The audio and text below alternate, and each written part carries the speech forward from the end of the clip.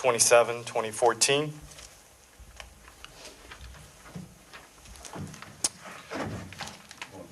Call the roll. Hearing Officer Joseph Patin. Present. Mr. Adam Caskey. Present. Ms. Glianny Fagundo. Present. Mr. Michael Arnette is absent. And Mr. Richard Grice. Present. Mr. Patin, we have a quorum. Okay, we'll proceed. All right, the first item on the agenda is an organizational matter, inasmuch as this hearing board has not met before, so we have some certain organizational things that need to be done. Part of what I have presented to you is a draft of certain policies and procedures. If you would please take a look at those, and I'll go through it with you.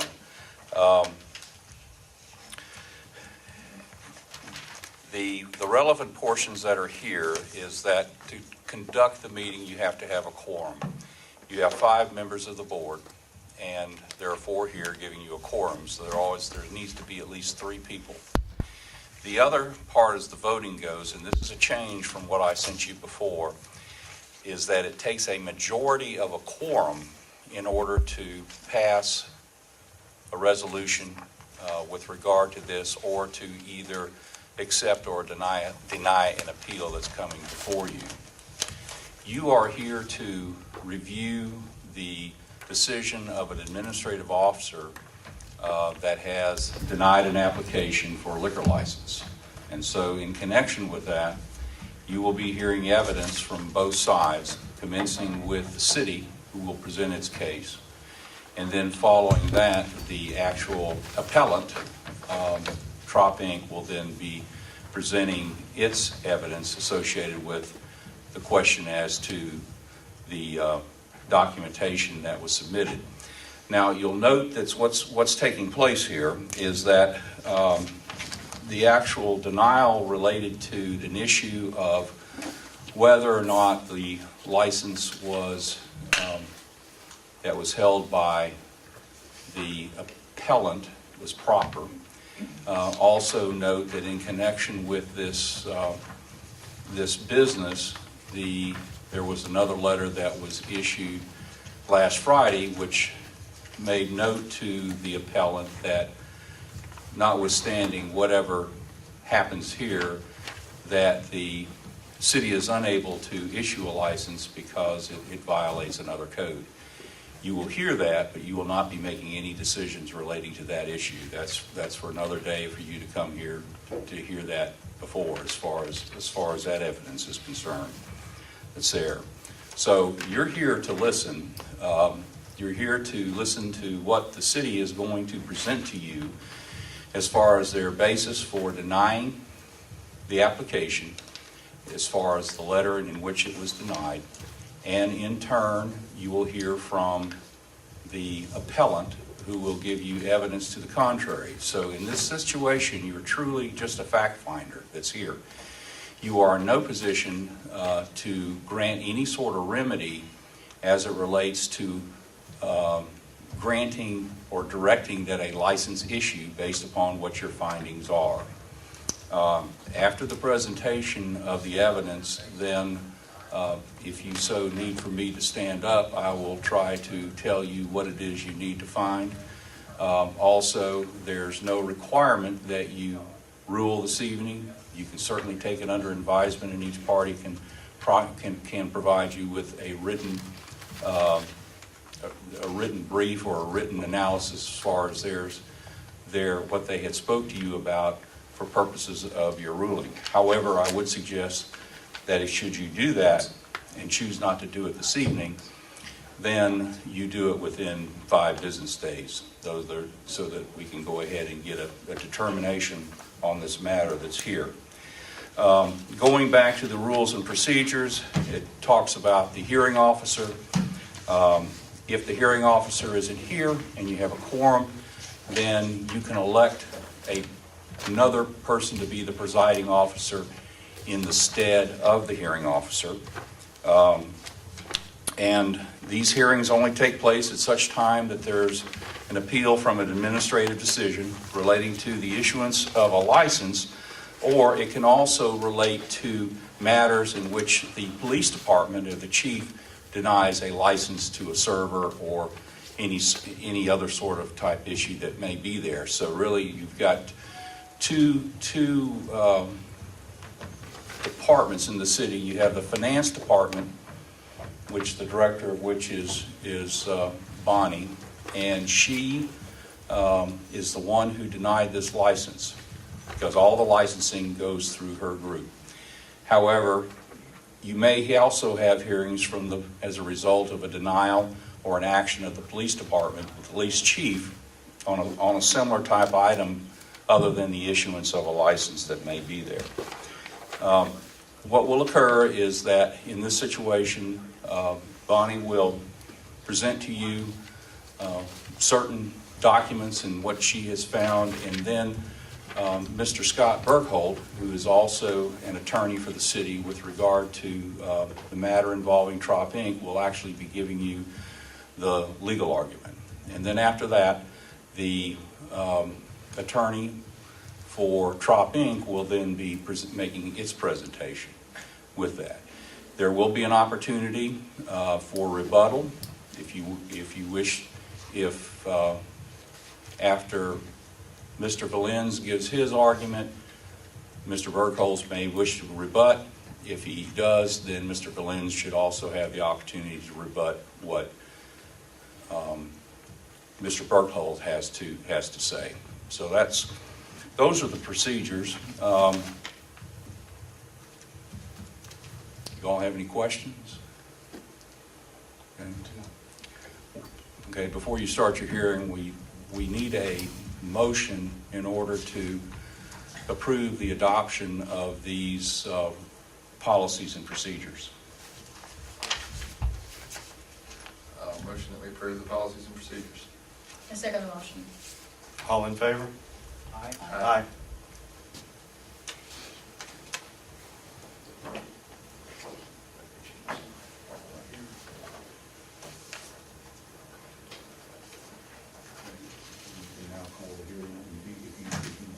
If you want to ask me questions anytime during the hearing, please do so. Thank you.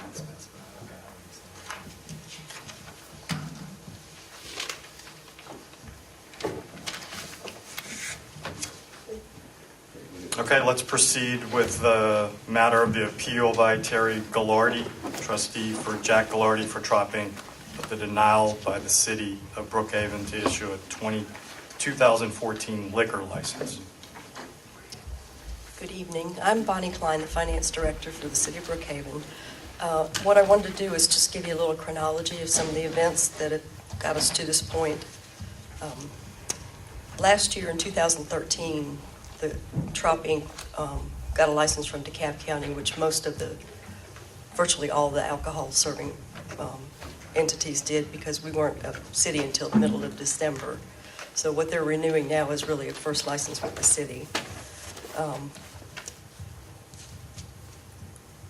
November 20th of 2013, the Pink Pony applied for a 2014 license from the city.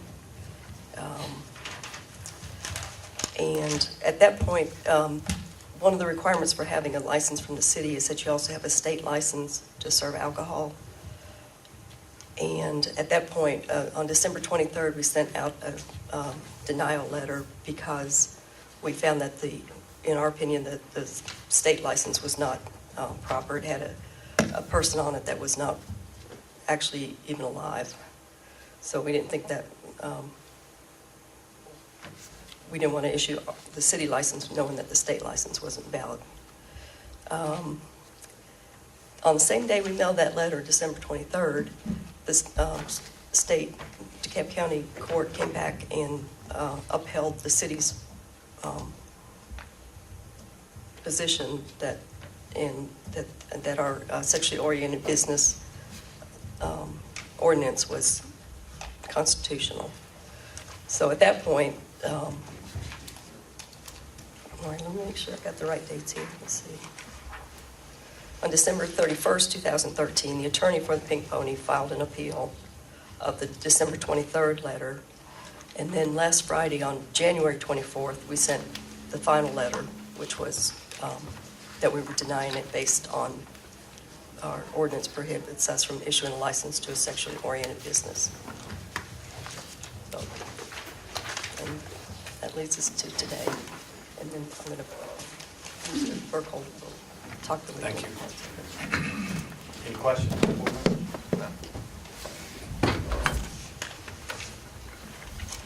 Good evening. Under Georgia state law, a state alcoholic beverage license is invalid if either of two conditions is met.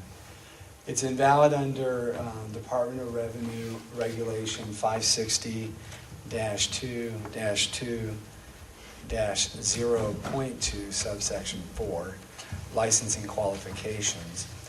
And it says, the state license issued shall be valid for the calendar year indicated, provided that A, the licensee is actively engaged in business, and B, if applicable, has a valid county or municipal license. So two requirements: the licensee is actively engaged in business, and two, if applicable, has a valid county or municipal license. Pink Pony's state license is invalid on both grounds. First, the state alcoholic beverage license for Pink Pony at 1837 Corporate Boulevard is invalid because the licensee, Jack Glianny, is deceased and not actively engaged in the business. The supporting documentation or facts for that are these. Appellant's cover letter at page 8 of the packet from November 20th.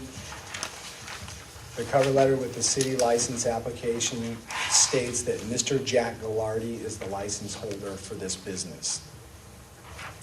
Another piece of documentation that supports this is that the alcohol license records on the Georgia Tax Center website show that Jack Glianny is the licensee for license number 013447, not Terry Glianny. And we'll pull up that document if we can. I think we'll put it on the screen for you so you can see it. And I'll also submit a copy to the clerk for the record. That's right. And if you can blow that up, you can scroll down. Where it says licensee name, it's about the 5th line from the bottom. It says Jack Glianny. And I'm going to tender a copy of that. And I think Mr. Hall is the clerk for purposes of keeping the documents in this. But Jack Glianny is listed as the licensee. Additionally, on page 8 of your packets, the appellant's cover letter states that Mr. Jack Glianny died in late 2012. This implicates another Department of Revenue rule, and I'll put copies of all these revenue rules in the record, but it's 560-2-2-.02 subsection 5, which states, in the event a licensee ceases to be actively engaged in business, the state license shall be invalid, and the licensee of that business shall immediately notify and return the state license to the department, end quote. So that's the first grounds. The second reason, not only is the licensee not actively engaged in the business, the second reason is that the state alcoholic beverage license for Pink Pony is invalid because Pink Pony does not have a corresponding valid City of Brookhaven alcohol license. They've never obtained one. Pink Pony has not been issued a City of Brookhaven alcoholic beverage license. If you look at the license that they supplied with their materials, of course they didn't tender this with their original application, but when they filed their appeal, they submitted some additional information. This is in your packet. I think it is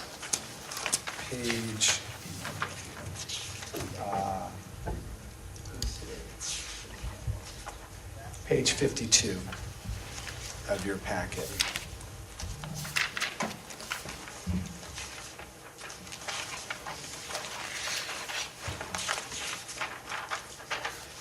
Page 52 on this Black. is blacked out. Blank page? That's not too helpful, is it? I do have copies of that state license, and if you could pull it up from that same folder.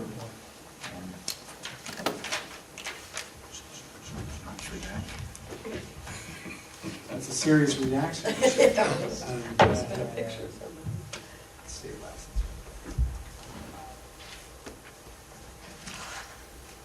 Okay, and if you could put that up on the screen. Okay. The state license says not valid without local license if required.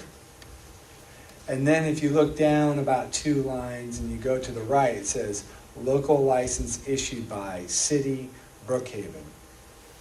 But in fact, there was never a license issued locally by the City of Brookhaven.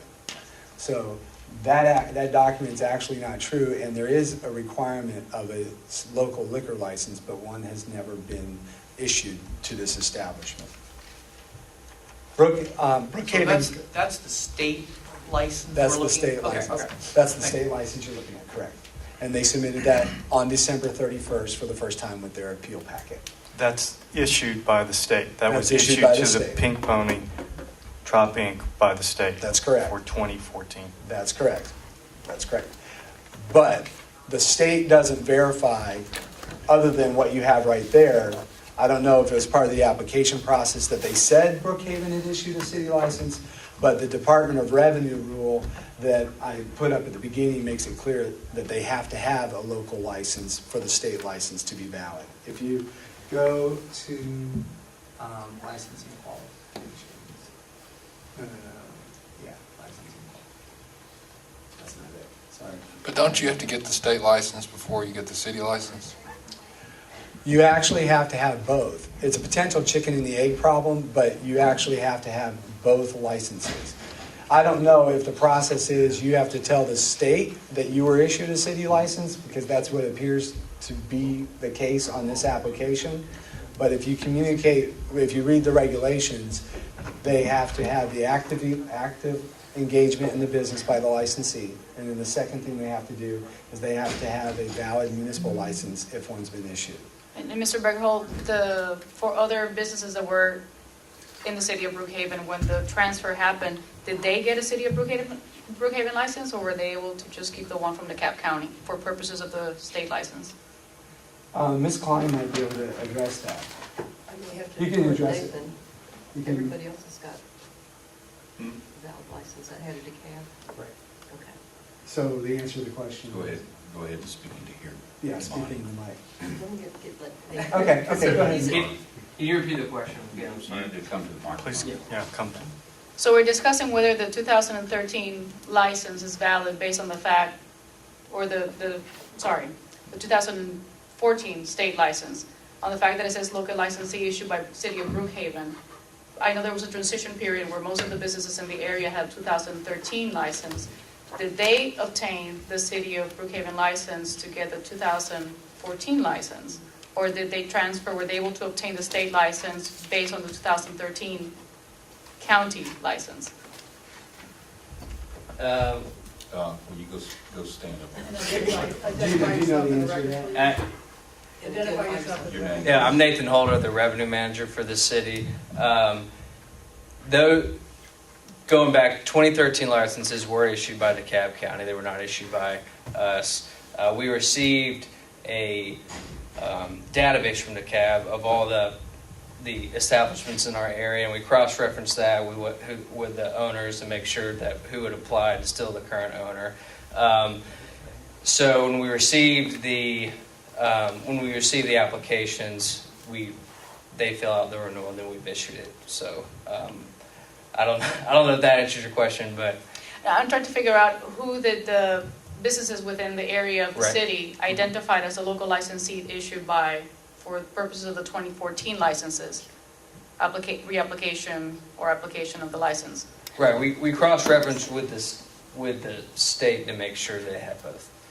Okay, so any other business that renewed their license for 2014 in Right. the city of Brookhaven, the local license issued by said what? Even though City of Brookhaven. City of Brookhaven, Right. okay. Correct. Did that answer your question? I think so. Okay. And to be clear, everybody who got a license in 2013, it carried, the renewals are in November, so it carried over through November 2014. The difference with this business is it had the person who's listed as the licensee on the website die, and they had a duty to notify the state of that.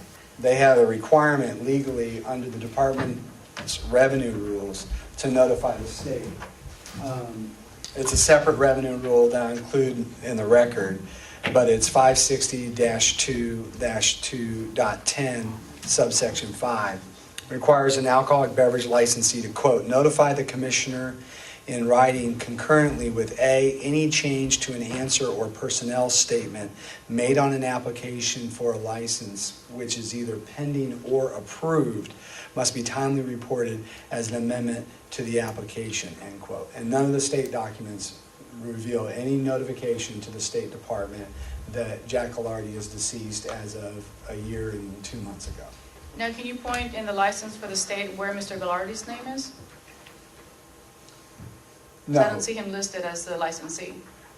No, he's listed as a licensee on the Georgia Tax Center website. Okay.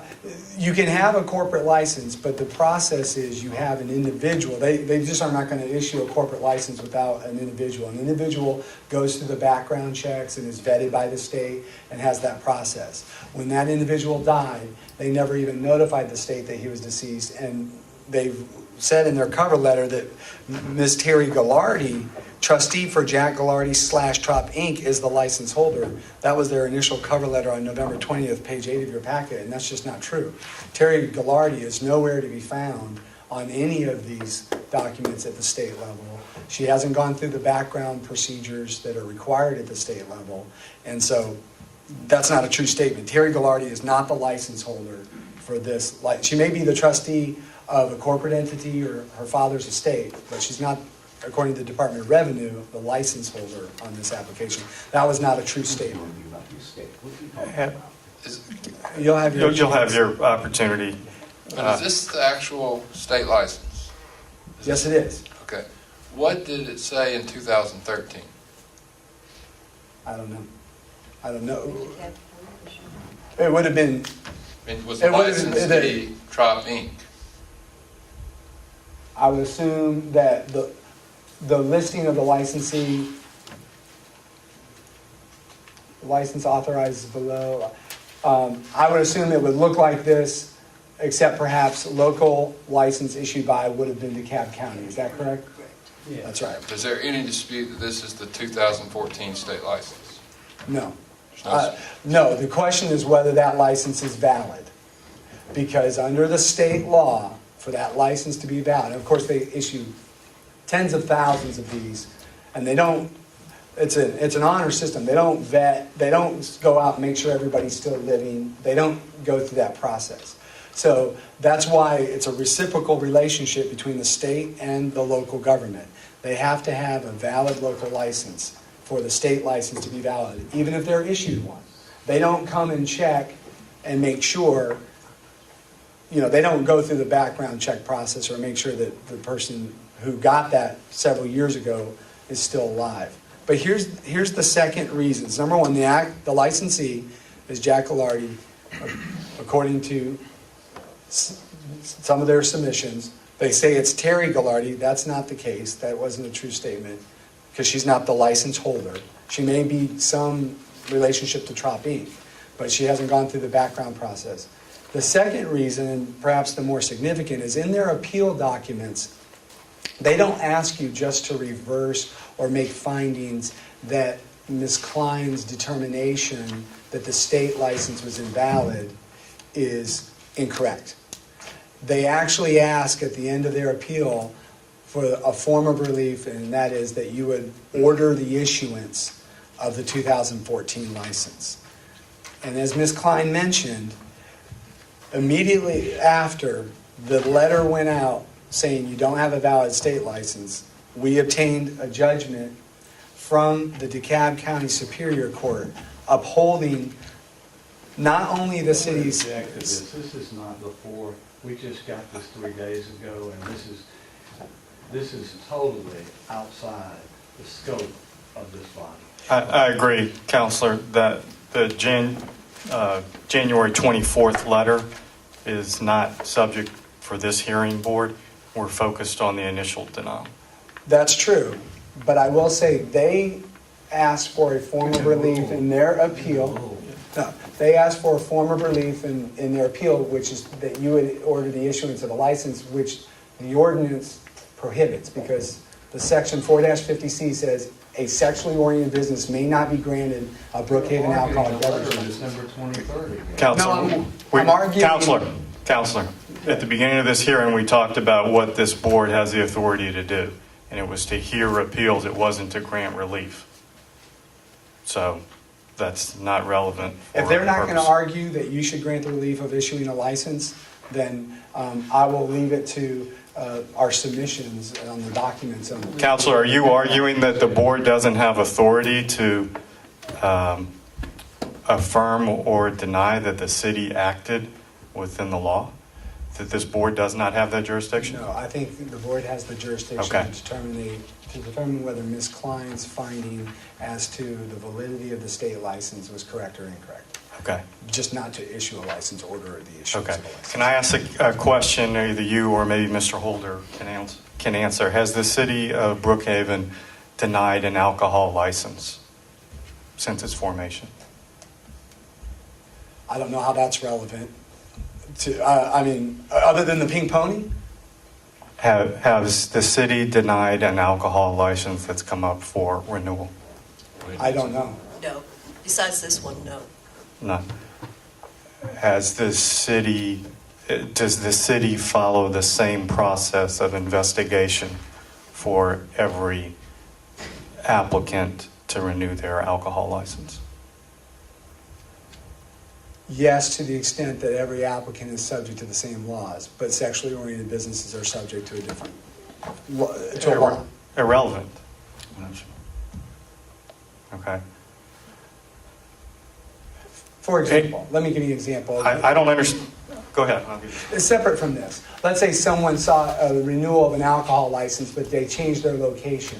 And the location, not an adult club or anything like that, and they changed their location and the city knew about it, that they changed their location to a zoning district where alcohol serving establishments weren't allowed by virtue of zoning.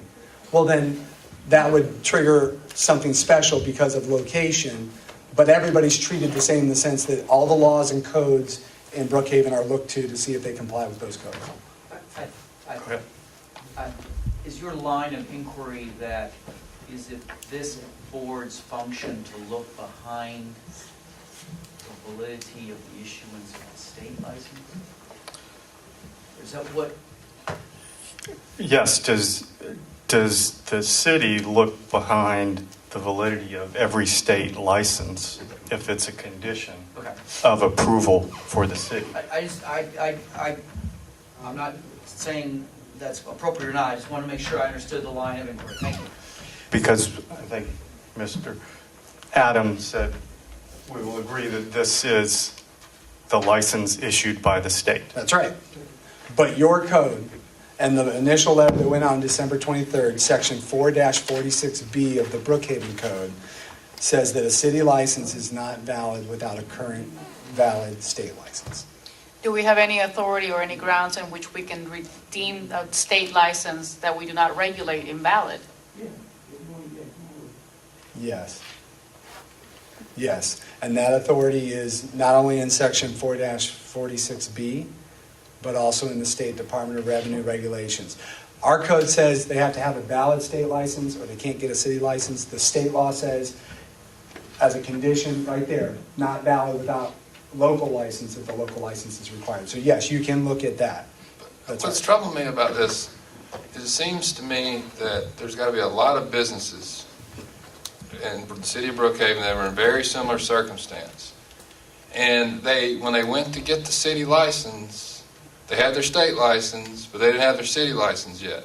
And then when they went to get the state license, they didn't have their city license yet. I mean, to me, it's a dog chasing its tail.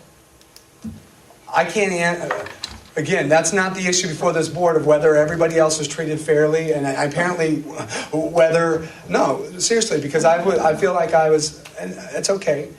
I think he asked for relief that the board can't grant, and I was giving a code reason. The chairman stopped me and said, I don't want to hear about the court case and the prohibition. So I stopped on that line of analysis, and this is sort of another version of the same thing. I don't know what other businesses did. I'm sure if the city had reason to know that another entity didn't have a valid state license and they came in and applied for a Brookhaven license, they would have investigated that. On this case, we had reason to know because we were told in the process of the litigation that the licensee died. That's not a circumstance that is shared by any other licensee that I know of in the city of Brookhaven in the 14 months it's been in existence. Another circumstance is the prohibition on sex adult businesses getting alcohol licenses. So I think the city does its job to apply its codes, and it doesn't investigate every single one, but the ones where they have reason to know for obvious circumstances that something's amiss with the license, they would look at that. That's my assumption, but it doesn't. But again, they don't have a balance. Based on this license, how would you know something was wrong? Just by looking at the license. Let me rephrase the question. Do you have any correspondence from the Department of Revenue who issued this license that it's invalid, or No. their application to review? No, that is not. That is not. They have not revoked this license. Basically, they have said Ms. Glianny needs to come in and be qualified as the license holder, and she hasn't done that.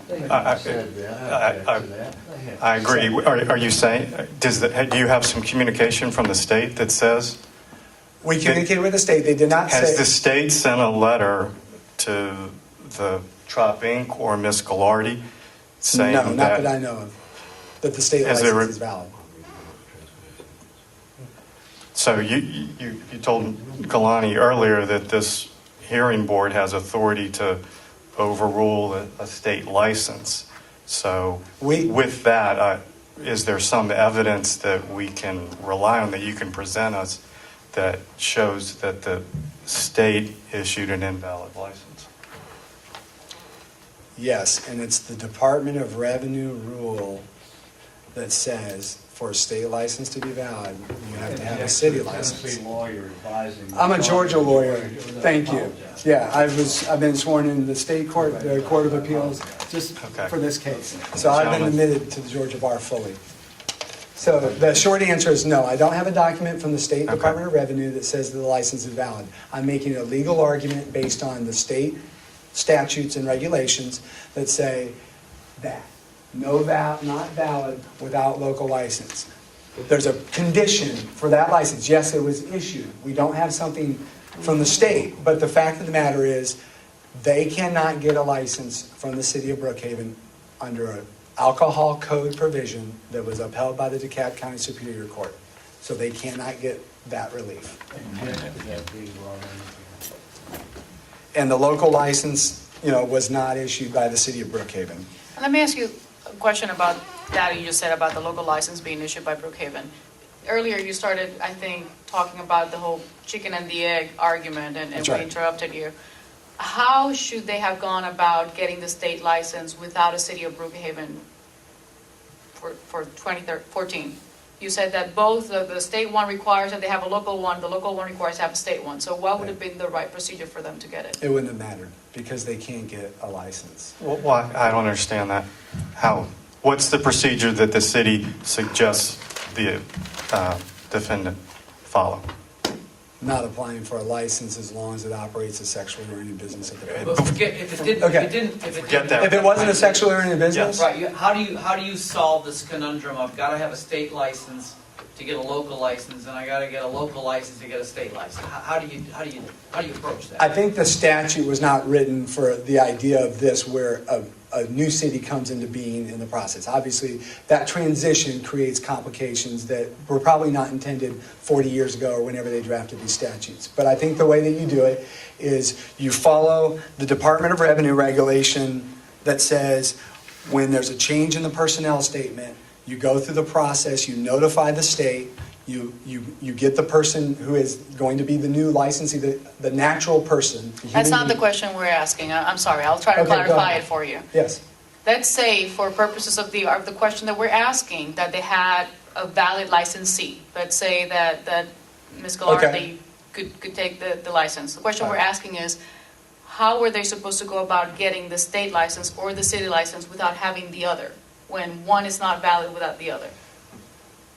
Because they could have gone and gotten the state license.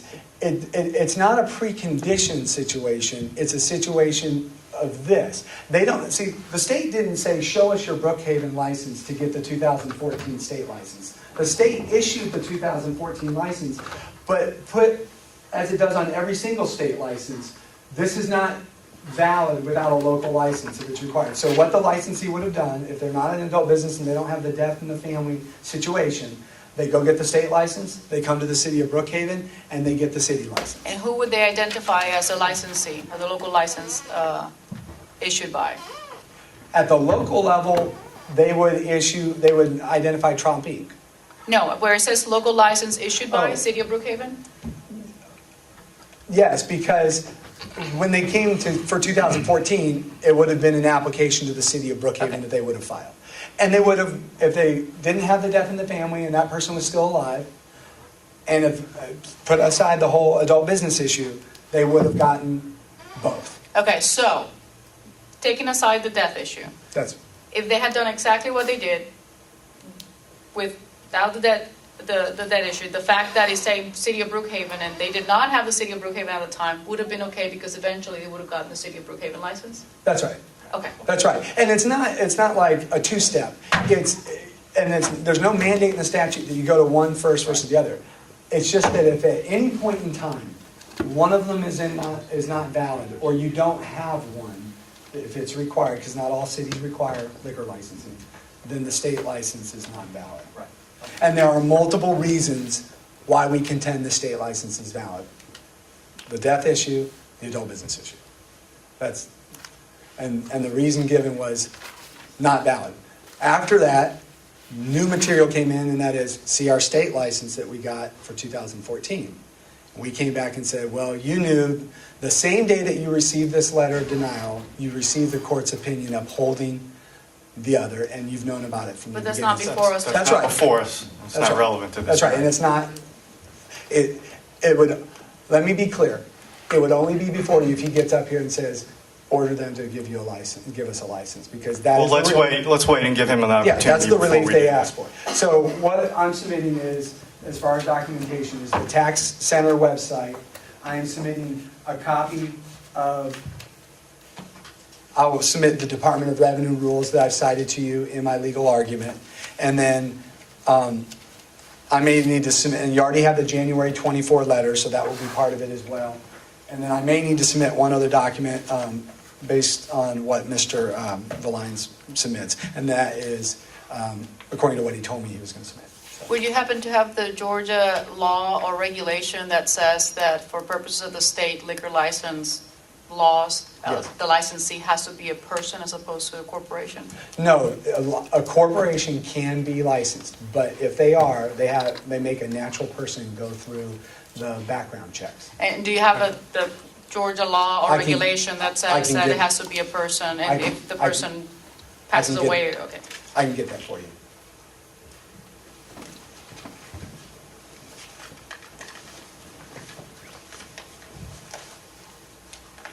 Are you finished with your argument? Well, I am finished. I know you have the right to rebuttal. Yeah. You're done?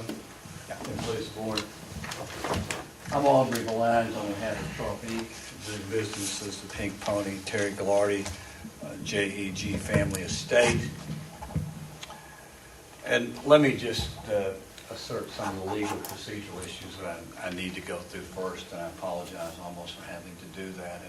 And before I do it, let me say, it is so refreshing to be here in front of four individuals who are asking pointed questions, and because so often I'm just in front of the city council, and I appreciate it. I really do, and I mean that sincerely, regardless of how you decide in this matter. One of the procedural questions I wanted to ask earlier when we got started, and that was who has the burden of proof in this matter. And what is the standard? Is it a preponderance of evidence, clear and convincing, reasonable doubt? Or what is it that you must find? I could not find it in the rules, but I'm sure at some point you'll let me know what that is.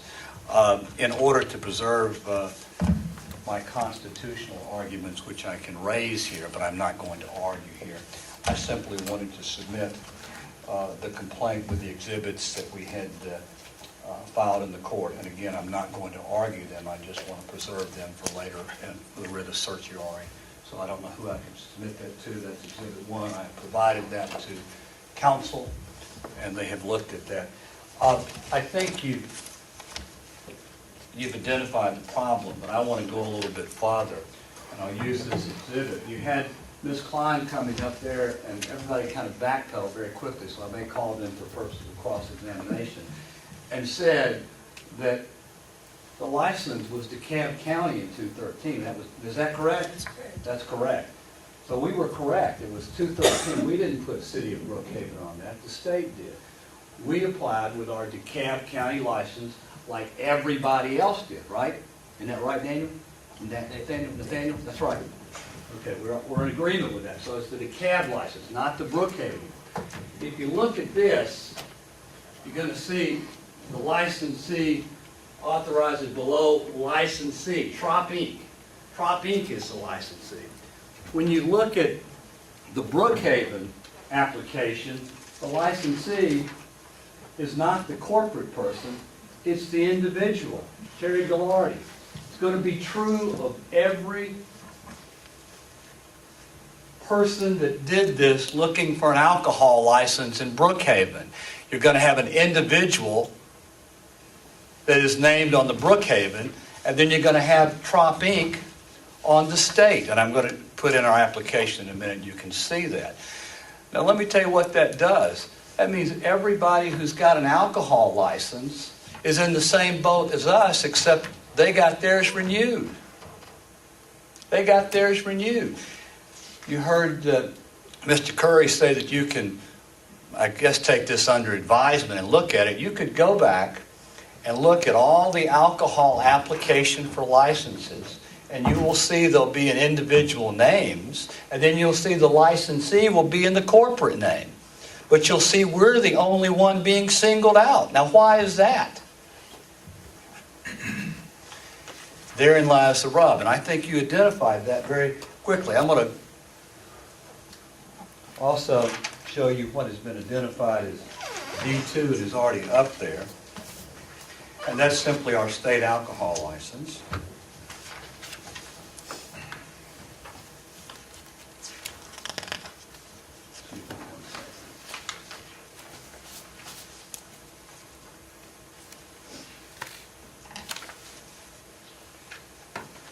And D3, which is our DeKalb license. Can you see that? Is that in the packet or is this an individual? This is different. Okay.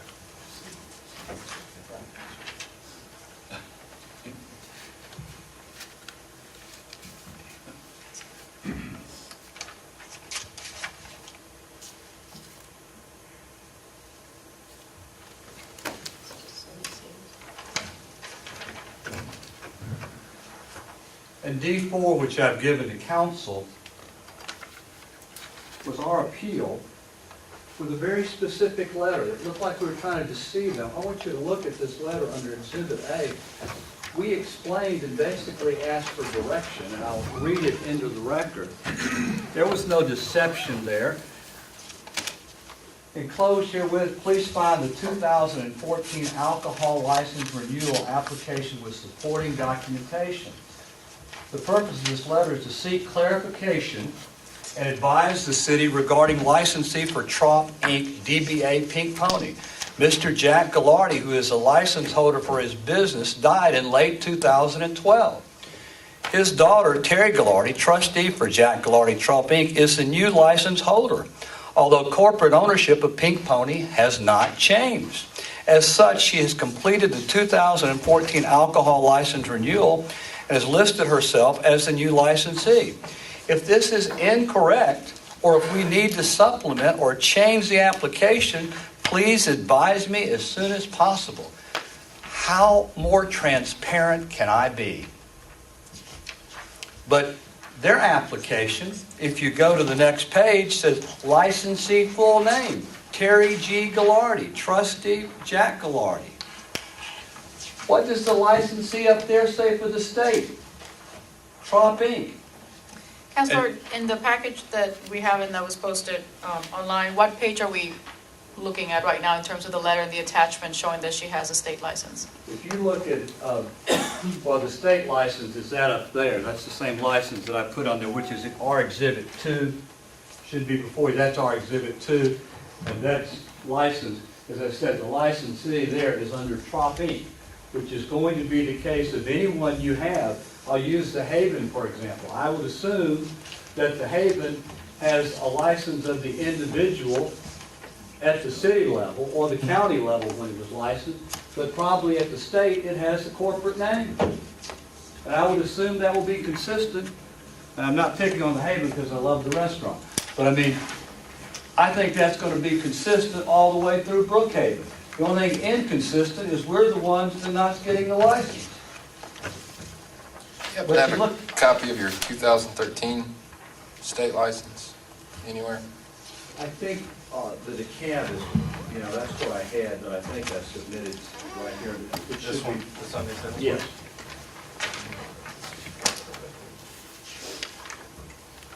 Is it there? Do we have access to the internet? Can you pull up a 2013? Can you pull up for Trop Inc. the 2013? Do you object? No, sir, I did not. From the state, if you search a license? And D2 is our state license for 2013. I believe that's 20, it expires, that's good for 2014, I apologize.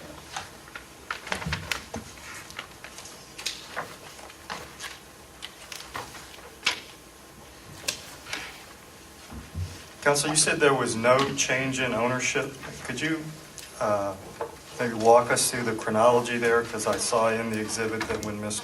Terry presented it here, I think she said she's been employed by Trop Inc. for 2 years as of the trust. And I could be incorrect, but maybe you could help the board with that. If I could, I'd like to call Mr. Williams to the stand as a witness. I think he can testify to that better than I can. And you are? I'm sorry, I'm Dennis Williams. Would you raise your right hand, please? You just solemnly swear the testimony you're about to give to be the truth, the whole truth, and nothing but the truth, so help you God. Yes, I do. Would you identify yourself for the board, please? My name's Dennis Williams. Could you step up to the microphone? What is your please? position? I'm the Chief Financial Officer, Executive Vice President for the operating corporations. The operating corporations that are under Glianny South Enterprises. Strictly a Chief Financial Officer for Trop Inc. If I may offer some transparency here, Mr. Glianny is a sensitive subject for me, and it's a 24-year relationship with the man. As far as Mr. Burkle, I know he's a man of law and facts, and it's pretty much cut and dry. But we've been operating in the city for 22 years. I've had a relationship with the Department of Revenue for over 22 years. They know who I am. They know I'm a man of integrity. I could sit here and drop names from the chief operating officer to the director, the commissioner. It's a relationship I have with these people because of my integrity. They are informed that Mr. Glianny passed away. They're also informed of the litigation going on within the city. They're also informed of the estate matters as far as there are other heirs to the estate. Terry Glianny is the trustee. And as far as breaking it down in detail, I'm limited because it's somewhat privileged and confidential. Okay, let me ask you, let me interrupt you on that. When you say they are informed, who are you referring to in they? I have spoken to some people at the Department of Revenue. All right, well, let me ask you this then. Have you made, have you made the notice that's required under the state statute notifying the commissioner that a change of control has occurred, or change of ownership? Basically, the control is under the corporation right now, and as far as who the actual directors and chief shareholders are, that's still being decided somewhat in the estate and through probate. Well, but now, hold on. Isn't it, I mean, you had, it was, Jack Glianny was the owner, correct, of Trop? He was 100% shareholder and Correct. president. And now,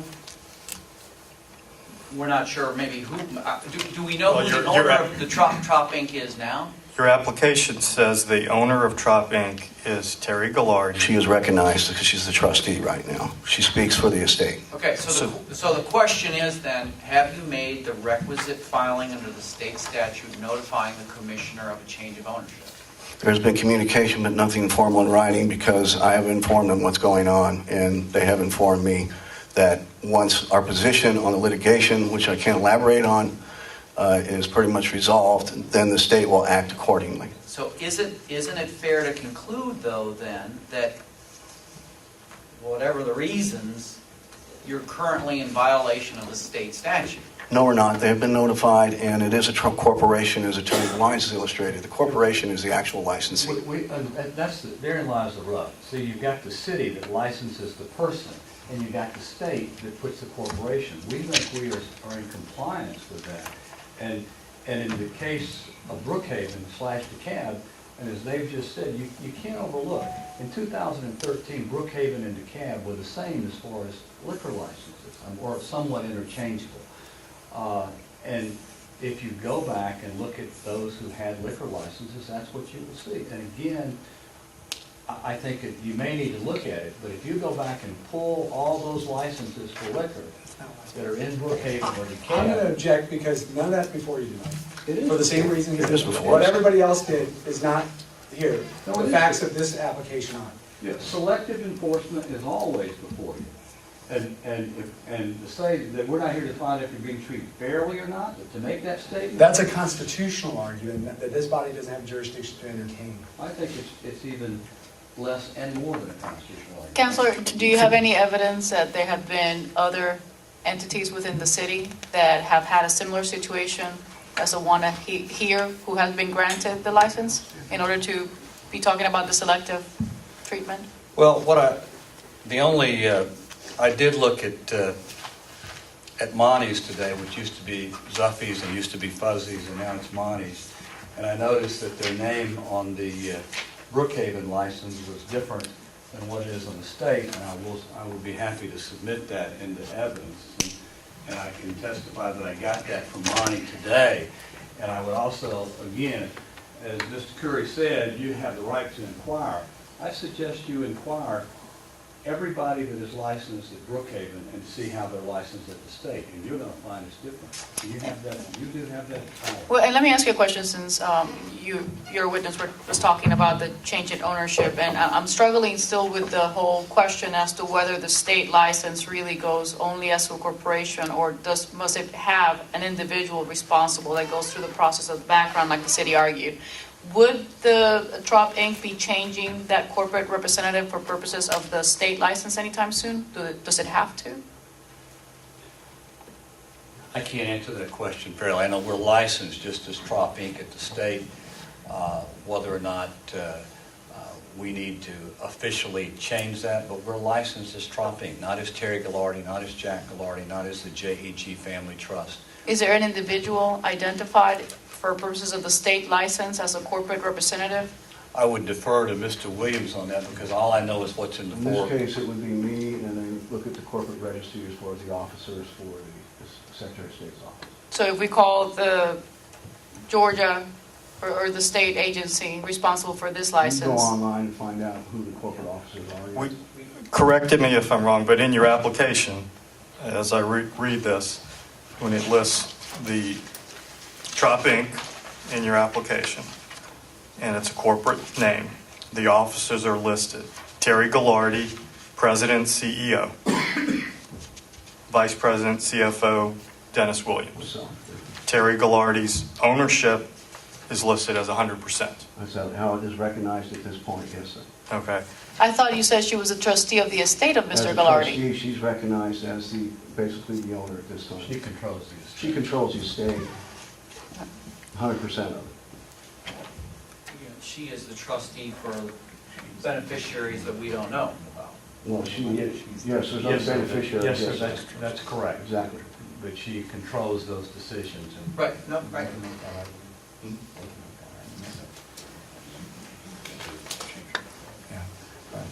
So was the trust in place prior to Mr. Ghilardi's death? Yes, sir. And I'm reading I'm reading Terry Ghilardi's personnel statement, which says she's been employed for 2 years with Trop Inc. Her father put her on the payroll there so that she could learn the business and be active in it. And has she held the position of president and CEO for those 2 years since she's Well, been? being the owner's daughter, sir, it was well recognized who was going to be the boss, yes, sir. Yes. Yes. Okay. And in that 2-year period, how many licenses have been renewed since Ms. Ghilardi was president and CEO? Well, that official, I believe the official of the president CEO is something that's in the state matter. I really can't recall the exact definition of the date when it happened, but I would say it's probably been maybe 1 year, sir, 2013.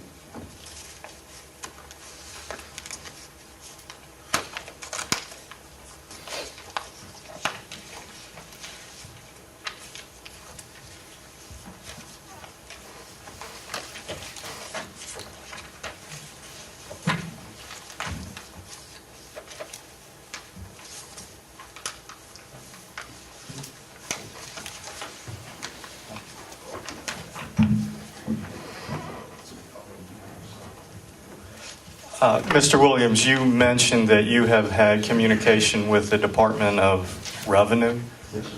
in regard to this matter on the alcohol license? No, not on the matter of this alcohol license, Okay. no, sir. So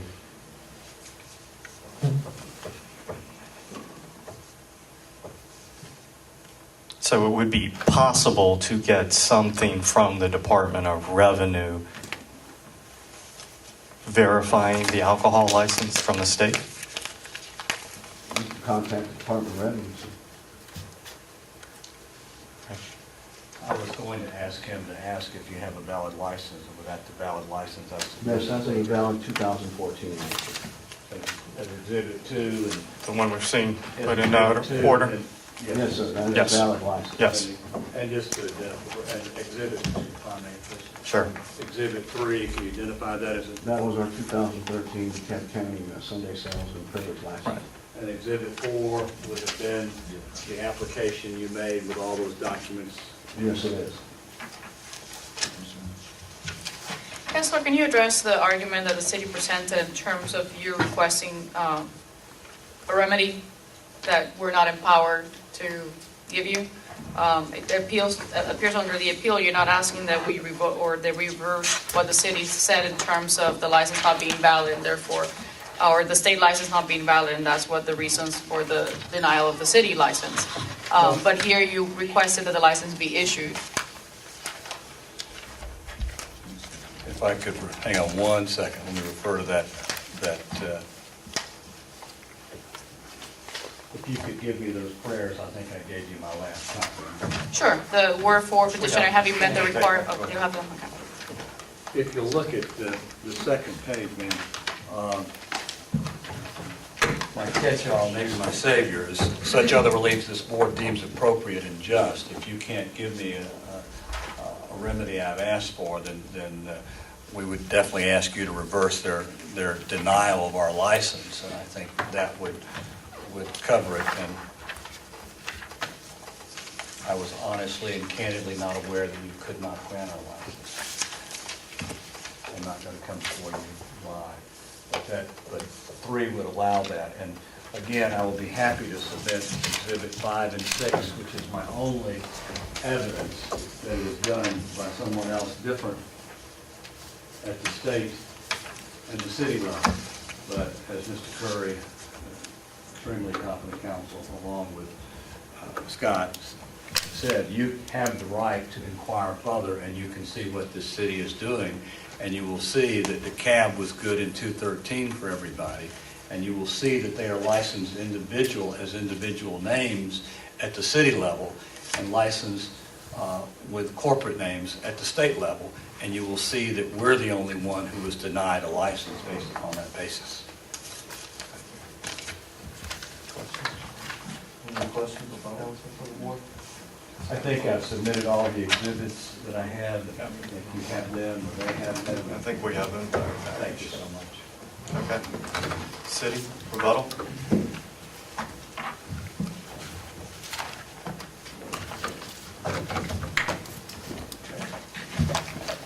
First of all, to clarify the record, I'm not claiming that anybody is being deceitful. I never made that statement. I simply said that there was a statement in a letter about Terry Glianny being the license holder. That's not true. I'm not saying that anybody had an intent to deceive. You can read the letter for yourself. It laid out all the facts. Likewise, you can read the city's letter at page 8 of the packet that spells out the city's position, I think, in a pretty reasonable way.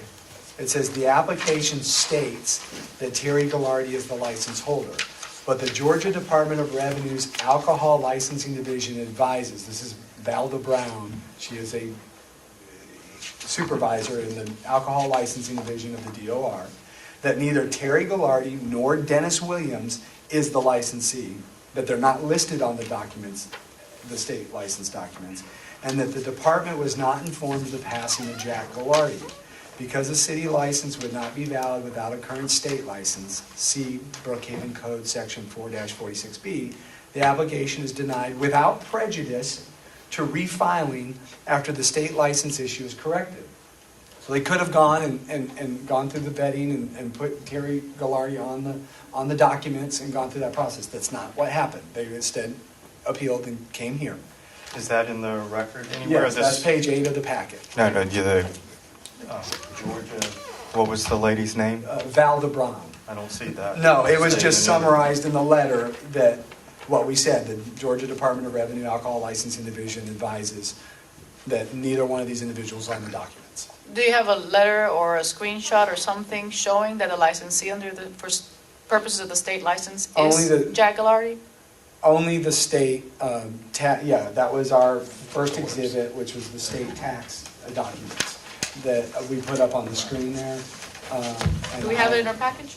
No, It is not, it's not in the packet. it is not in your packet, but I can give you a copy. That was the black box, No, right? I have a copy of it over here, here. I think that black box contained our Brookhaven license. Yeah, we'd get home early tonight. But I think the next issue is, he submitted his Exhibit 3, which is the DeKalb County Sunday sales permit. That's not really here, or neither here nor there either, but if you look at it, upper right-hand corner, it says not transferable, and then it says licensee Jack E. Glianny, even on his DeKalb permit. It does identify a business name, a corporate name, and a trade name, but when it says licensee, it says Jack Glianny.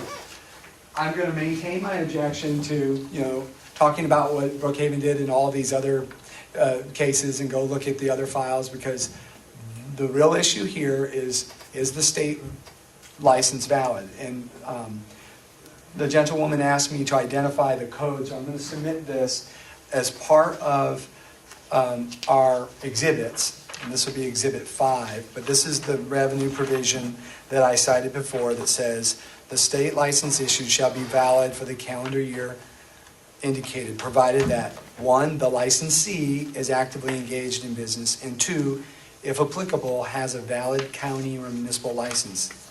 And then the next subsection, which is 5, says in the event a licensee ceases to be actively engaged in business, or if a licensee's local license becomes invalid in any way, the state license shall be invalid, and the licensee of that business shall immediately notify and return the state license to the department. So this is going to be our Exhibit 5. I'll mark that briefly because I didn't have labels.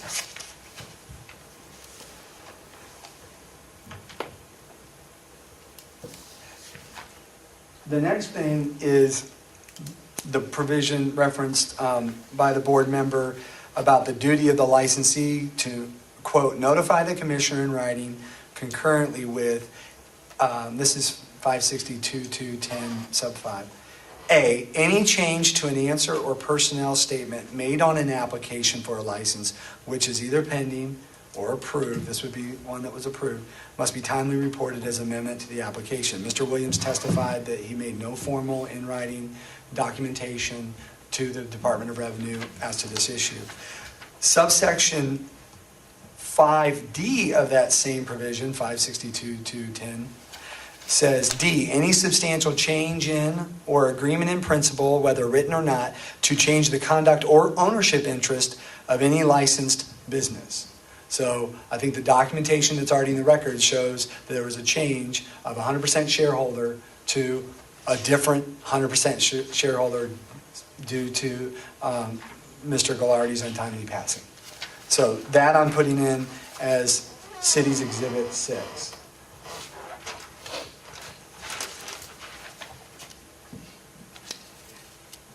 And then last, Mr.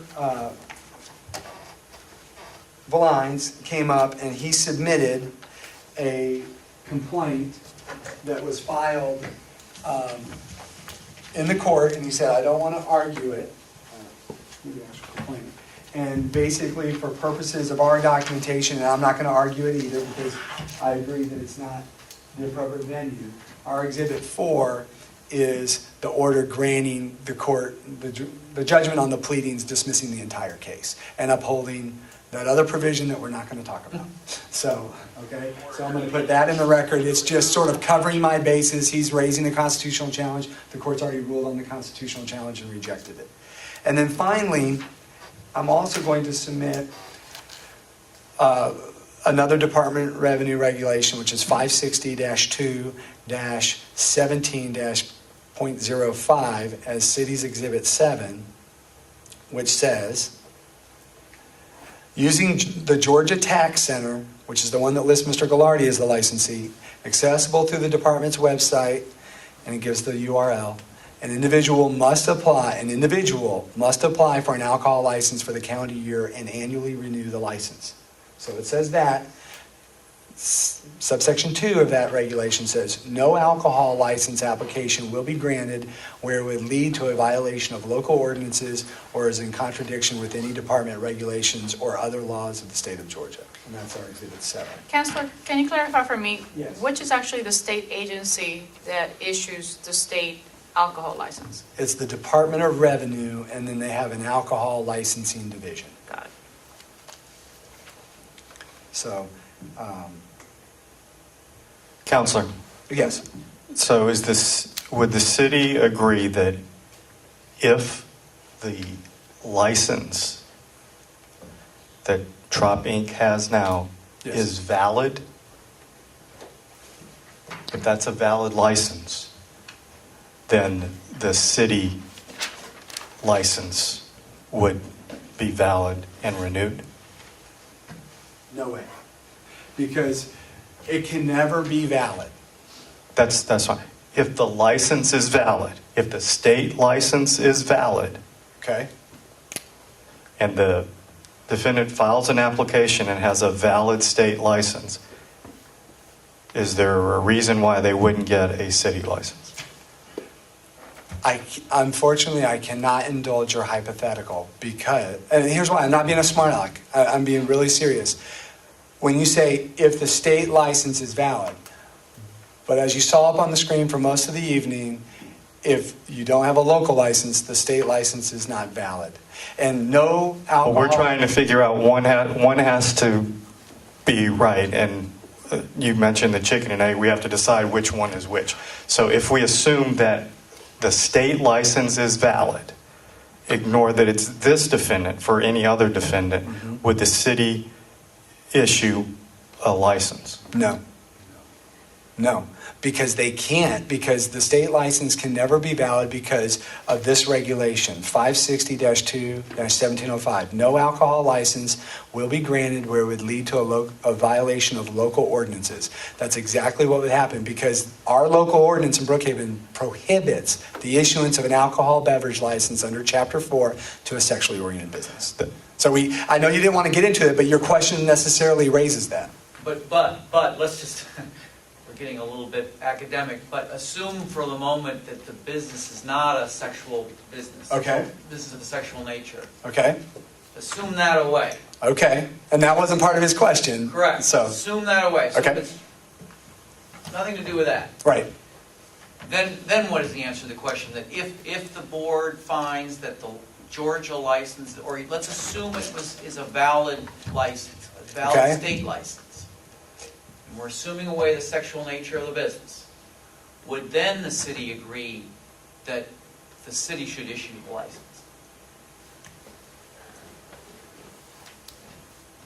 If I understand the assumption and the question is that all the problems with Mr. Gliardi versus Terry Gliardi and everything was gone away, assuming Mr. Gliardi was still alive, the state license was valid because there was no change of ownership or anything like that, nobody had to go through a process, and Mr. Gliardi did not operate a sexual oriented business, yes, they would be granted a city license. Well, at least the grounds for which this was That's denied. right. That's right. You wouldn't order the issuance of it, but you would make findings that says that the state license issue on that grounds, because it's difficult, but yeah, you would issue Ignoring a the finding. facts as a matter of law, you Yeah. would agree that Right.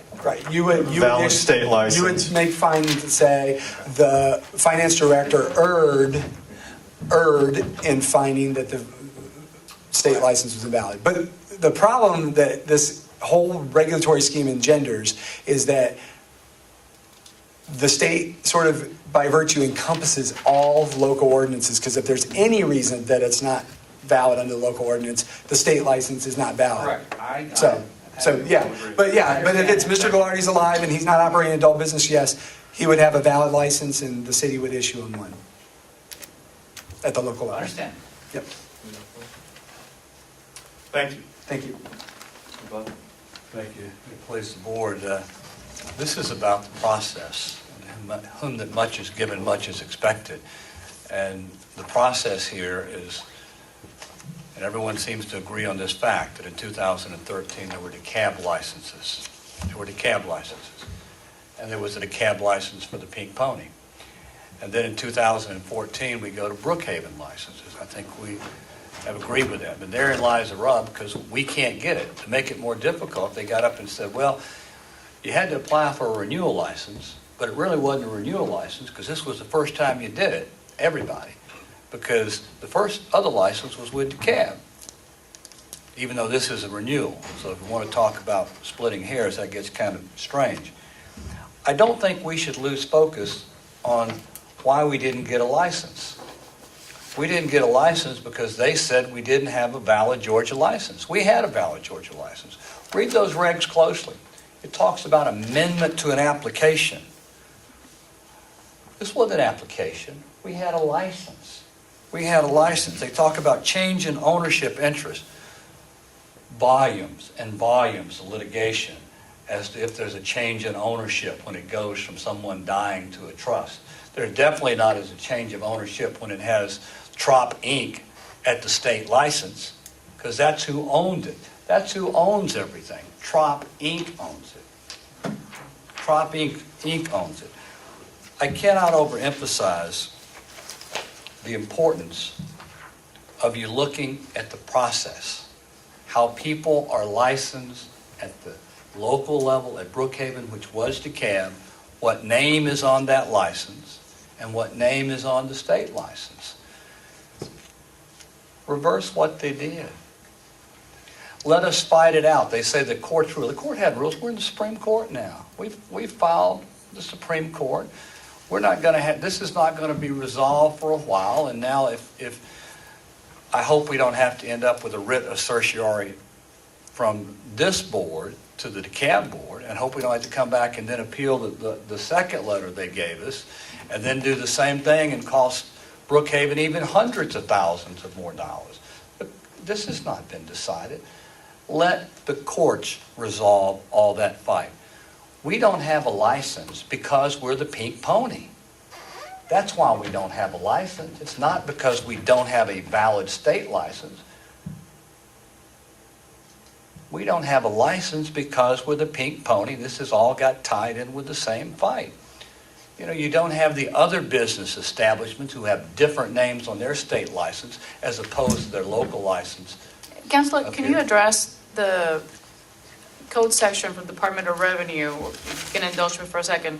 He cited a code section that talked about individuals being the ones who have the license and who apply for the license at the state level. Can you address that? All I know is what's on the four corners of our license, and it has Trop Inc. as the licensee. And again. But you would agree Councilor, that the code section is what controls, I would- not a piece of paper? but I would not agree that that's what the code section says. That code section is, you know, I would hope that when you look at the code section, look at all the code section. You're here to decide if we got a valid license. We've given you a valid license. There are lots of code sections regarding that. That's not just one little section. There are rules on top of this, and you don't have the entire revenue code in front of you, nor do you have the revenue regulations. And I'm not going to lie and tell you I know what it says, because I don't know what it says. But I do know we have a valid license. And I do know that the licensee on that valid license doesn't say an individual, and I'm going to assume that much like in the miracle of 34th Street, that an arm of the state government knows what they're doing, and that if they issued a license with our name of Trop Inc. on it, it's Trop Inc. and not the individual. Again. So Councilor, I asked Yes. the city this, and I'll ask you that. So would you agree that if the state license is invalid, the city was correct in denying your renewal application?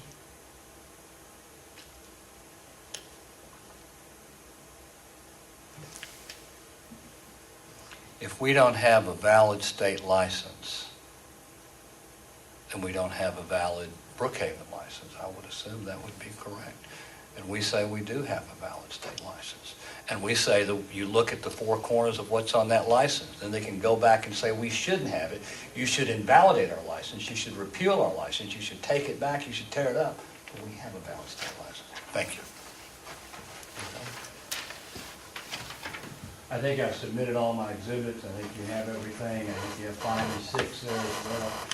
And I really thank you for your courtesy and participation. Thank The you. board appreciates both the city and the appellant. Thank you. This matter is now closed before the board. I'm going to read the preamble for the board so that everyone's clear on what the board is doing and what its purpose is here. The Alcohol Beverage Appeals Hearing Board is charged with the duty to hear alcohol beverage appeals from decisions of the finance and police departments in regard to denying the issuance or renewal of any license pertaining to the sale of alcoholic beverages in the city, revoking or suspending any license pertaining to the sale of alcoholic beverages in the city, denying the issuance of permits pertaining to employment in a licensed establishment, and revoking or suspending an employee permit to an employee of a licensed establishment.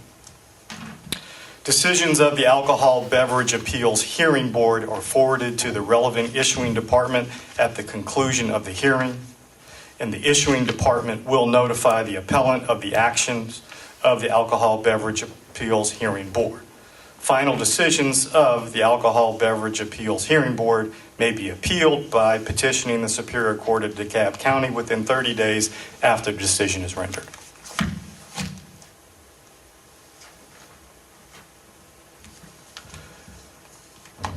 At this time, the board is going to close the hearing and discuss.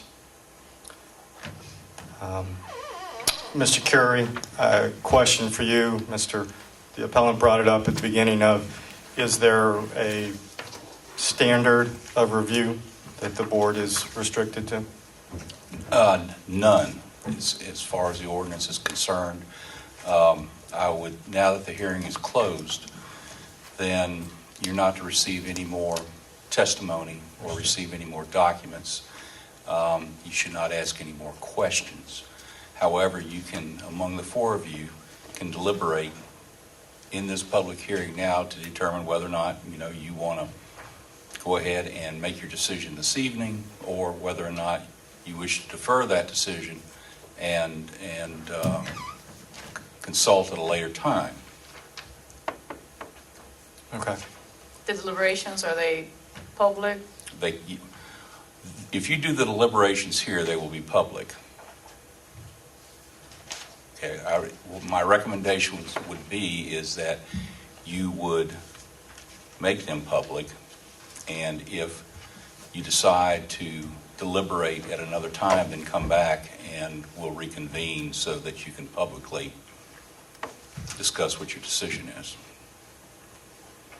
You can ask me questions as far as being the city attorney, as far as any legal questions that you may wish to ask.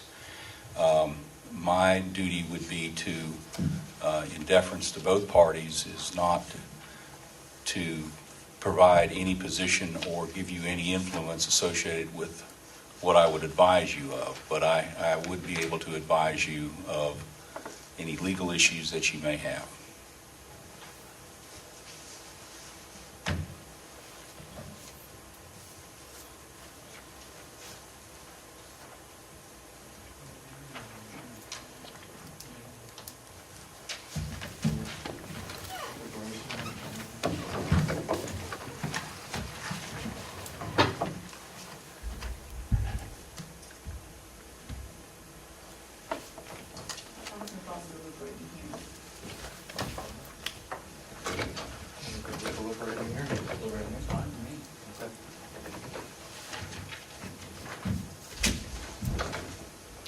So if you're going to deliberate now, you are considered to be an executive session, but you're here out in the public, which is where you should be.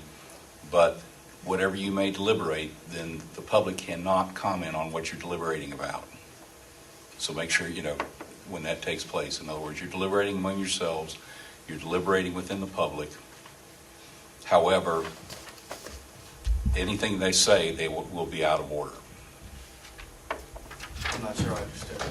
So if we're deliberating here, are we deliberating in the microphone? Not necessarily. Okay. But we are in the public view for the deliberations. Right. Okay. And it's also being taken down, so whatever. Understood. Just make it audible enough that she can at least transcribe what you're saying. Mr. Curry, do you have, well, I'm not sure who to ask for the copy of that Department of Revenue statute that talked about the individual licensee as opposed to the corporate licensing?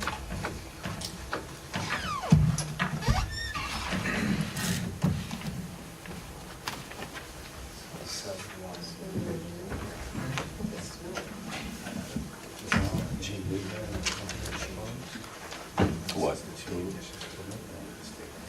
They could have asked me for it. Just Mr. Curry, have you had an opportunity to look at this Department of Revenue code? I have not.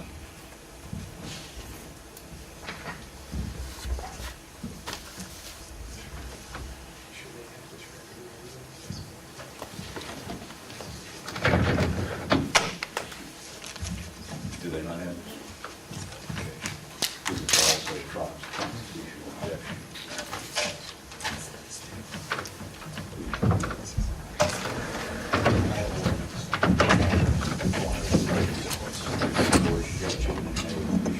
It says, no state license without valid state license.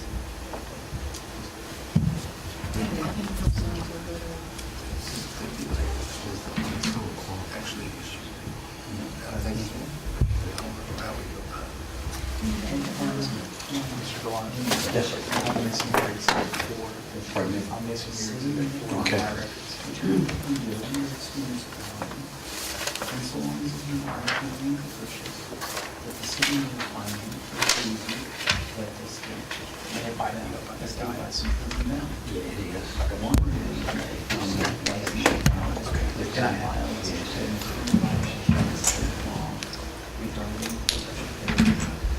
no, I don't know.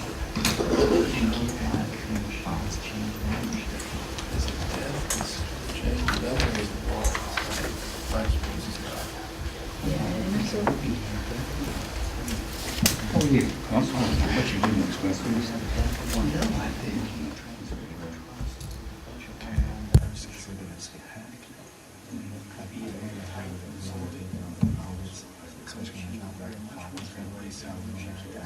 sit down in the office, watch a video of what was the exhibit in the hearing. Yeah, yeah, and copy me and Aubrey.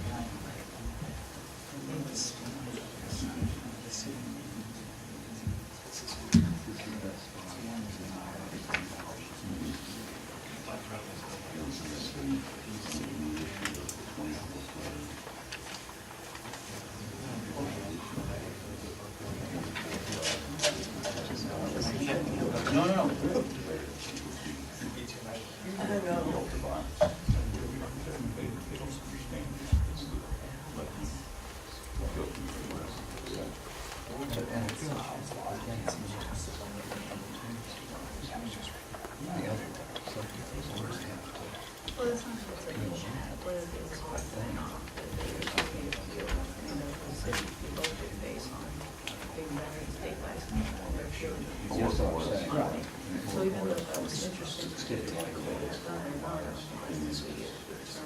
George's. I am the president of this in terms of local issues, it could be a valid issue. How do I carry on this burden on this commission? It's been a number of 5 minutes. How we can work that out, just to make sure that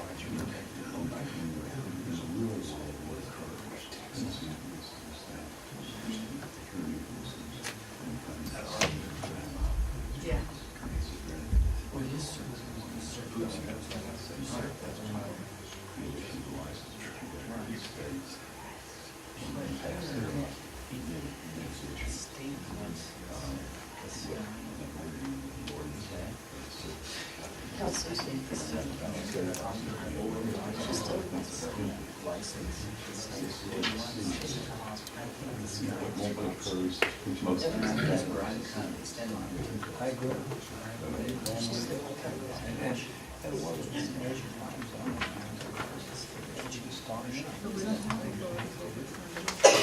And that's my question, I'm hung up on that, because for example, I have a driver's license, let's say I lie, I'm illegal immigrant, I'm Hispanic, so let's go with that. If I get a license, driver's license holder, and then I go and apply for a benefit or something like that, and it only requires a valid state license, how do we interpret that? If that body finds out that I'm fraudulently obtaining that license, and that's the problem, because I'm looking at the statute, it does appear that it goes to the individual, even with the license. No, we don't look at all this language that talks about the licensee of the individual applying for the alcohol license. asterisk or caveat or I'm trying to whatever. understand more of the state's argument, but the question is.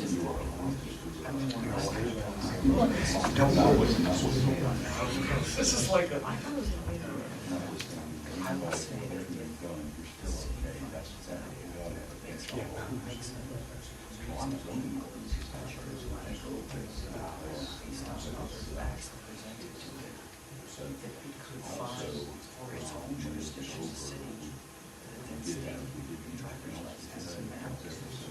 I think that doesn't trouble them. It makes its own foundation. I hear you. Because then all of a sudden we'll put us in the position of going forward, going over Georgia licenses. So going forward, we would have to be establishing whether the state of Georgia actually issued a license, and that troubles me. I don't want to be here often because the city decides to review everything that not only the application to the city, but also the application to the state, and if they find any discrepancies there, that's a concern that I have. Is the city going to always be checking the application and the validity of the state license based on their own factual findings? I think that's good.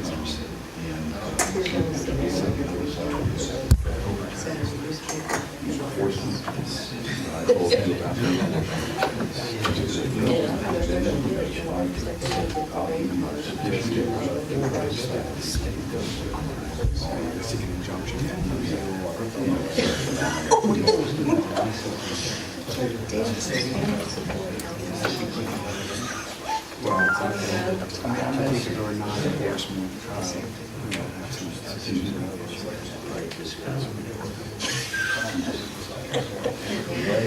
without prejudicing you, that. So why didn't they do it? Why didn't they stay until this one? No,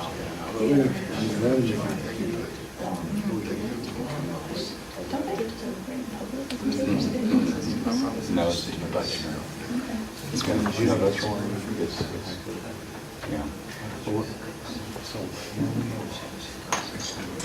spending all those hours for that. Waiting for spring. Waiting for that, and you're yeah. 25-year deal. You want to bid against us out there? You want to bid against us?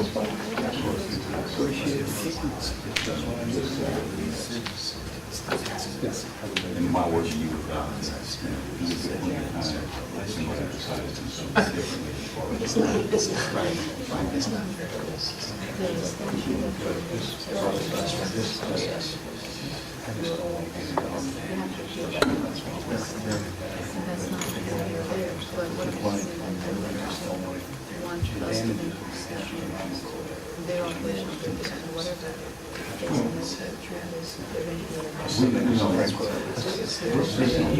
I'm not even going to ask you to answer this, but in your heart of hearts, you have to get some you need to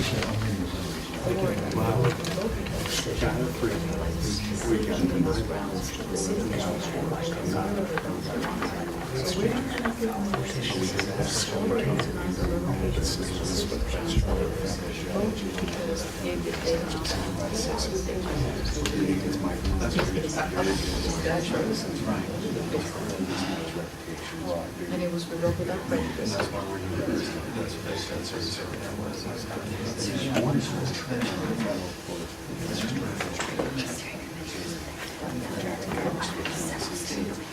They didn't take it out. Which I was my father. That's a hard job. Is he really? Right now? No. Okay. Okay. And my brother, we can go to the have the revelation. Can you turn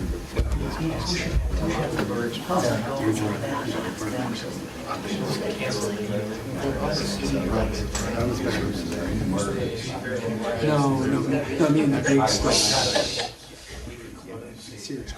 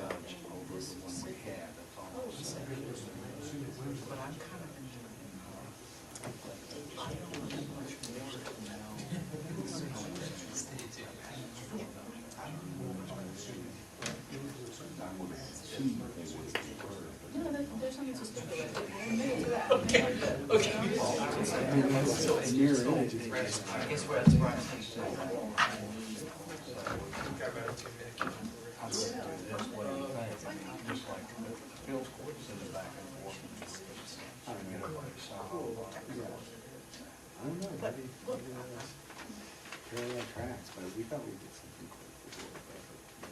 And what we did there was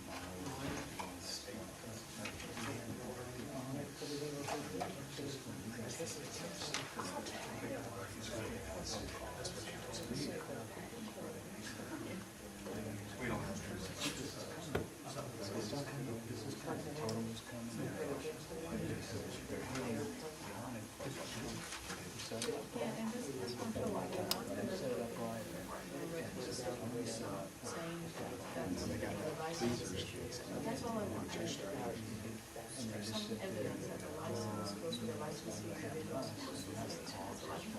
Whether or not does not matter.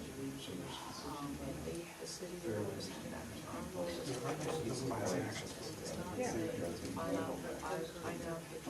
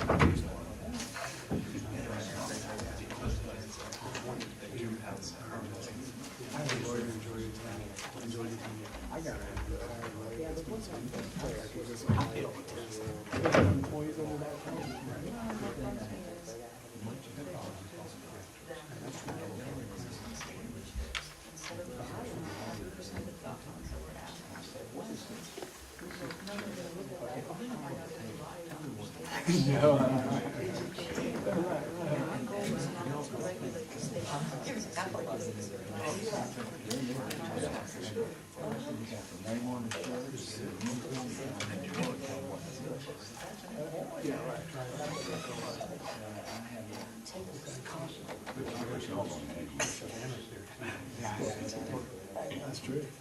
There's no standard issue. No. Left to the creative license. I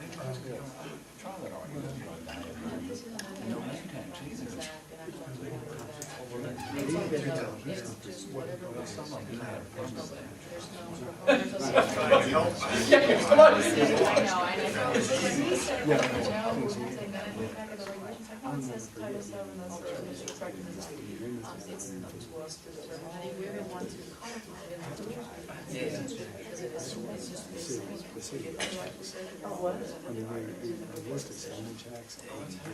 I'm sorry. It cuts either way, but it's helpful to know. So right now, there's some, that's what I'm sure Perry saying, whether it just to find out.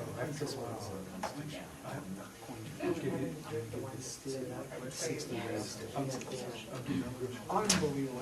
What is this thing we have to do? They basically ignore the federal legislation. So we're at 2.9. Did this one.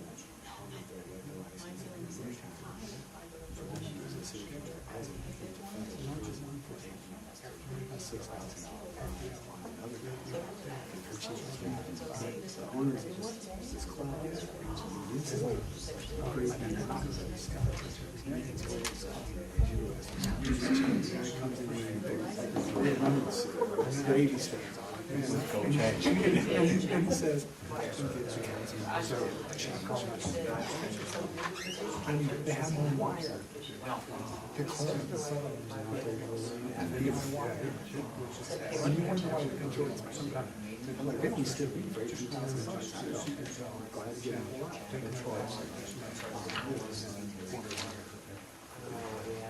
It wasn't like I had to go. That's right. Yeah. And you have to be sworn. Yeah. Because he was a president of the president of the comes to the vice president. It's arbitrary. So the woman actually hired Kaufman on so they can make all the licensing. A year later, she's in trouble. She's for the bribe issue. Chief of staff, her chief of staff goes to prison. I'm like, it's never ending. One of the problems I have, think about this change.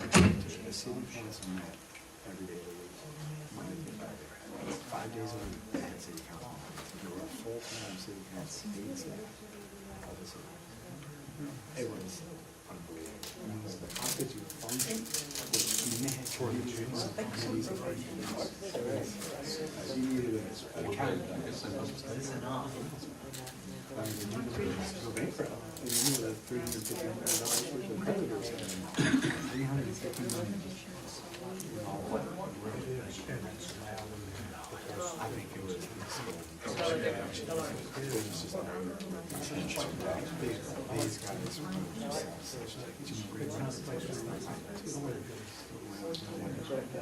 When I was doing that sensation medication, they had this way out there.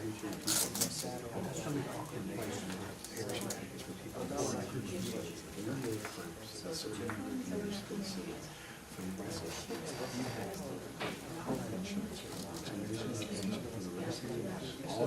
All you're doing, it was. All the unions got,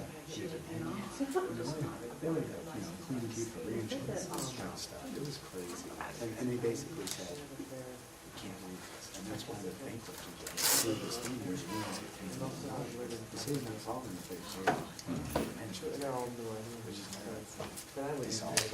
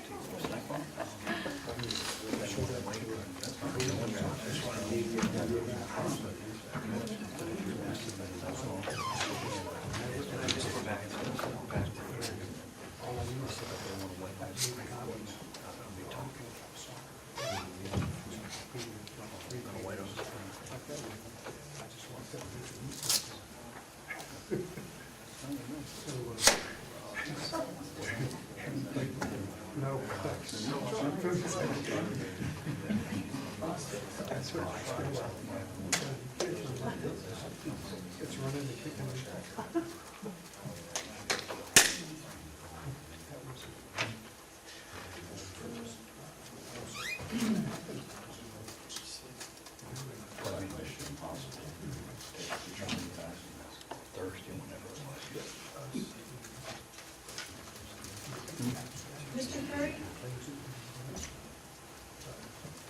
Yes, ma'am. I have a question. Where is in the city ordinance the provision that says that all applicants for a city alcohol license need the state alcohol license? Could you get me there?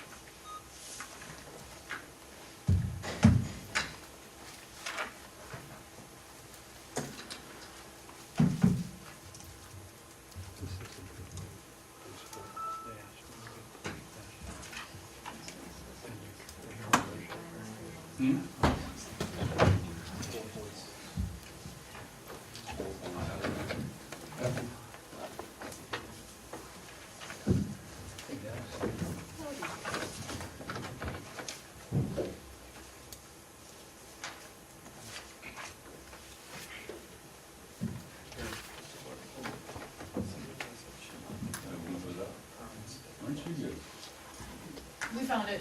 Okay. Thank you, sorry.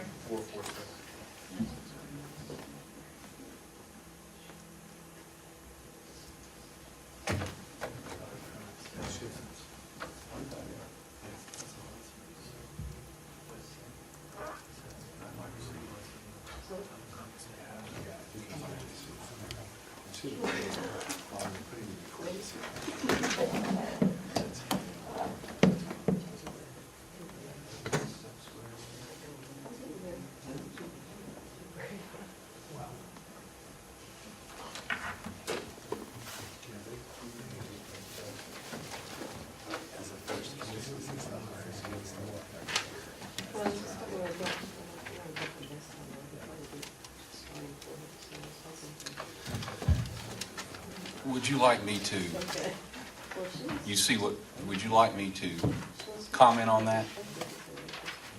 Okay.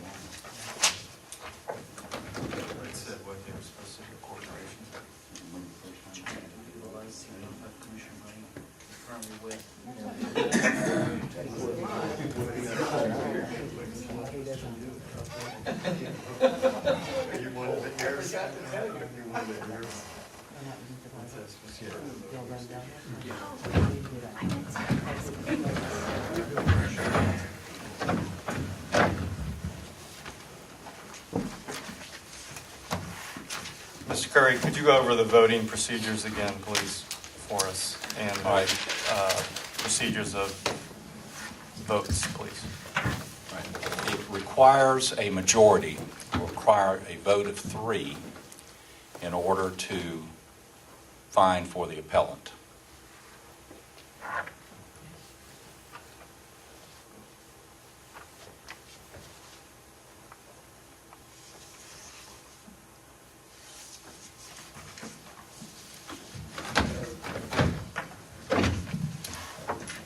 Okay, in the matter of Terry Ghilardi, trustee Jack Ghilardi for Trop Inc.,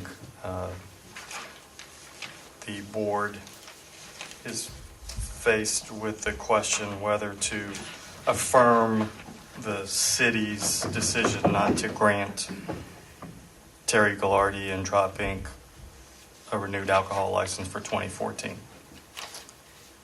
And the council members will now vote. I would like clarification. We're voting on whether they get a license or whether the Your vote is to, Well, if somebody wants to make a motion to rule for the appellant to overturn the decision of the financial director, then make the motion and second it, and then vote by hand. so there is a motion to overturn the, Well, either that or your motion could be to sustain the decision of the, or if you just want to show of hands and say this is what we're voting on, then have at it. Yeah, we can do that. Okay, we do Yeah, I that. was just seeking clarification. He said about we're voting on whether to grant the license or not, and I'm seeking clarification. We're not voting to grant the license or not. We're voting only on whether we would reverse the decision by the city to deny it specifically in the grounds that they did not have a current state license. That's right. Okay. So if you're voting, if you're going to vote for the appellant, then why don't you just say, raise your hands for the appellant. If you're not going to vote for the appellant, then Make sure By I Alexa. vote for appellant this time. I get confused Okay, sometimes. this is the appellant. Trop Inc. Trop Inc. DBA Pink Pony. Okay. Okay. Members, please vote if you raise your hand to vote to fine for the appellant.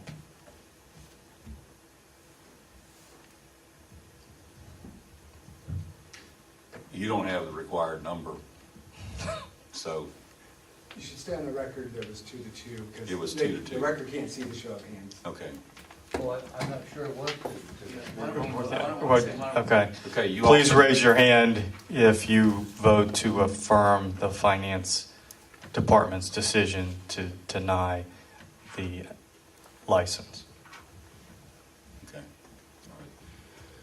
All right. Be it shown that the board was split 2-2. There was no majority as far as overturning the determination of the finance director to not issue the permit.